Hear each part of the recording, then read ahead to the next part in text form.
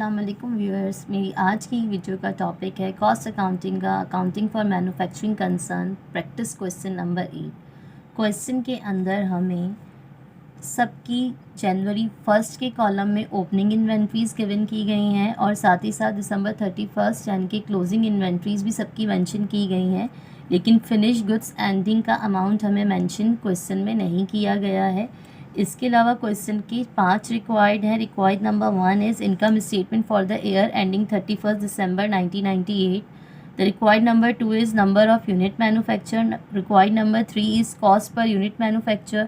Required number 4 is value of finished goods inventory as on 31st December 1998. And required number 5 is net profit per unit sold. Now we start the explanation of required number 1. In required number 1 they given to us income statement. Income statement बनाने के लिए हमें cost of goods manufacture की amount लाजमी तौर पे पता होनी चाहिए। तो क्वेश्चन के रिक्वायर्ड में cost of goods manufacture given तो नहीं है, लेकिन बिकॉज ऑफ इनकम स्टेटमेंट बनाने के लिए सबसे पहले हम क्वेश्चन में क्या बनाना स्टार्ट करेंगे, cost of goods manufacture banana start करेंगे। अकॉर्डिंग टू पैटर्न सबसे पहले हम रॉ मटेरियल ओपनिंग की अमाउंट मेंशन करेंगे जो कि क्वेश्चन में 5000 गिवन की गई है।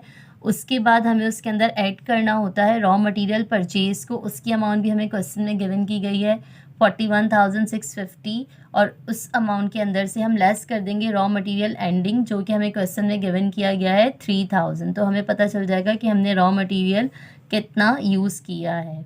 इसके बाद उस अमाउंट के अंदर हम ऐड करेंगे डायरेक्ट लेबर को, वो भी क्वेश्चन में गिवन है, और ऐड कर देंगे FOH को, वो भी क्वेश्चन के अंदर गिवन है। तो हमें फैक्ट्री कॉस्ट की अमाउंट पता चल जाएगी जो कि है 99,552। उसके बाद हमें क्या करना होता है, ऐड करना होता है वर्क इन प्रोसेस ओपनिंग को 4000, ये अमाउंट भी हमें क्वेश्चन में गिवन है, और उसमें से हम लेस करते हैं वर्क इन प्रोसेस एंडिंग को जो कि 1500 है क्वेश्चन में गिवन। तो हमें पता चल जाएगा कि कॉस्ट ऑफ गुड्स मैन्युफैक्चर कितना है। ठीक है, कॉस्ट ऑफ गुड्स मैन्युफैक्चर का अमाउंट आपको यहाँ पर शो हो रहा होगा।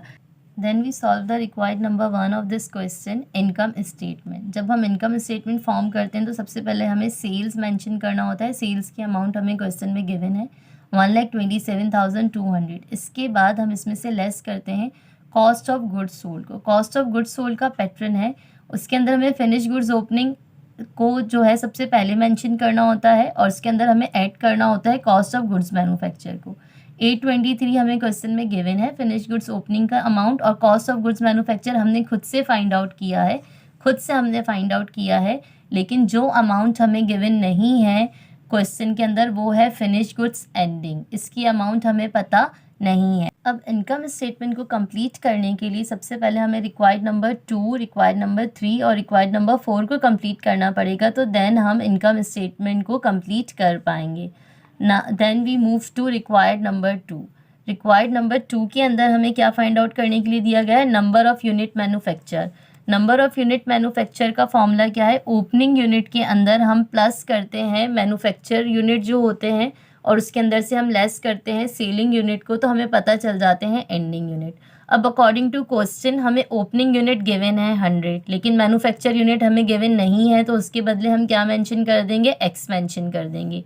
सेलिंग यूनिट भी हमें क्वेश्चन में गिवन है 12,000 और एंडिंग यूनिट भी हमें क्वेश्चन में गिवन है 500। ओके, अब हम पहले 100 और -12,000 को जब हम सॉल्व करेंगे माइनस प्लस माइनस करके, तो हमें क्या अमाउंट पता चल जाएगा, -11,900।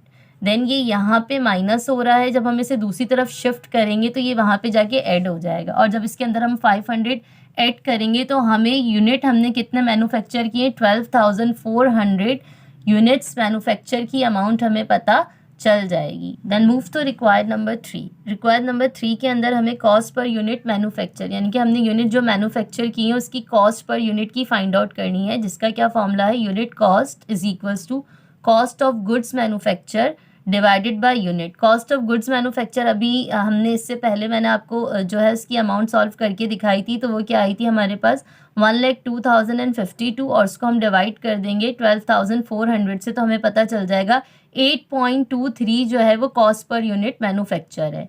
Then we move to required number 4। Required number 4 के अंदर हमें मालूम करने के लिए दिया गया है value of finish goods inventory as on 31 दिसंबर 1998, यानी कि value of finish goods inventory ending. उसको फाइंड आउट करने के लिए हम क्या करेंगे, एंडिंग यूनिट्स की क्वांटिटी को मल्टीप्लाई कर देंगे पर यूनिट कॉस्ट से, जो कि हमने फाइंड आउट की है 8.23 को। जब हम 500 से मल्टीप्लाई करेंगे तो हमारे पास क्या आ जाएगी, फिनिश गुड्स एंडिंग की अमाउंट आ जाएगी 4115 रुपीज़। हमें पता चल जाएगा कि हमारी जो एंडिंग इन्वेंट्री है उसका अमाउंट क्या है।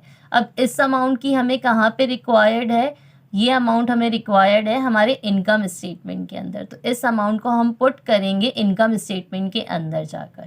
Now we show here minus finish goods ending, जिसका क्या अमाउंट आया हमारे पास 4115। जब हम इसमें से इसको लेस करेंगे तो हमें कॉस्ट ऑफ गुड्स सोल्ड की अमाउंट पता चल जाएगी। कॉस्ट ऑफ गुड्स सोल्ड की अमाउंट हमें पता चल जाएगी। देन जब हम सेल में से कॉस्ट ऑफ गुड्स सोल्ड को माइनस करेंगे तो हमें पता चल जाएगा हमारा ग्रॉस प्रॉफिट क्या है।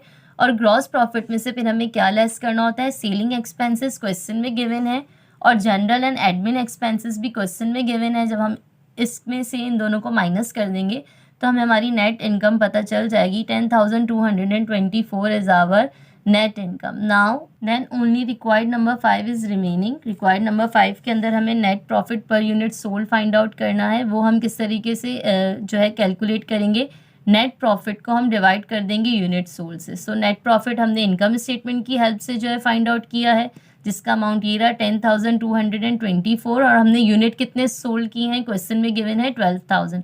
जब हम इन दोनों को डिवाइड करेंगे तो हमें पता चल जाएगा 0.852 is net profit per unit sold. Then हमारे क्वेश्चन के 5 रिक्वायर्ड कंप्लीट हो गए। आई होप आपको सारे रिक्वायर्ड अच्छी तरीके से समझ में आ गए होंगे।